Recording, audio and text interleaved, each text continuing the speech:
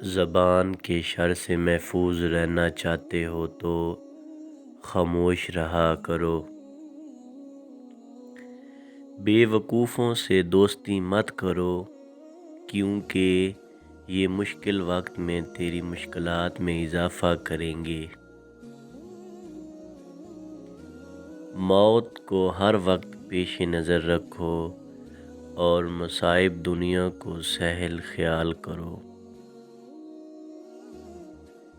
جاہل لوگوں سے کم ملو، ورنہ وہ تجھے بھی جاہل بنا دیں گے۔ دوست سے راز کی بات مت کہو، ہو سکتا ہے کل وہ تمہارا دشمن بن جائے۔ زیادہ سنو اور کم بولو۔ نفس کی درستگی میں مصروف رہو، اس سے صفات بد کے بجائے صفات نیک پیدا ہوں گی۔ سچ بات کو مت چھپاؤ اور جھوٹ مت بولو۔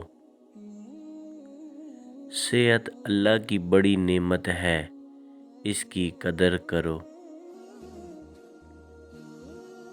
جس طرح بارش خشک زمین کو زندہ کر دیتی ہے، اسی طرح صحبت علماء سے دل زندہ ہوتا ہے۔ بدگمانی کو اپنے اوپر غالب مت آنے دو، ورنہ تمہیں دنیا میں کوئی دوست اور ہمدرد نہیں مل سکے گا۔ جو بات تم نہیں جانتے منہ سے نہ کہو، اور جو جانتے ہو اسے مستحق کو بتاتے میں دریغ نہ کرو۔ اگر کوئی کام کسی کے سپرد کرنا چاہتے ہو تو دانا کے سپرد کرو، اگر دانا میسر نہ ہو تو خود کرو ورنہ ترک کر دو۔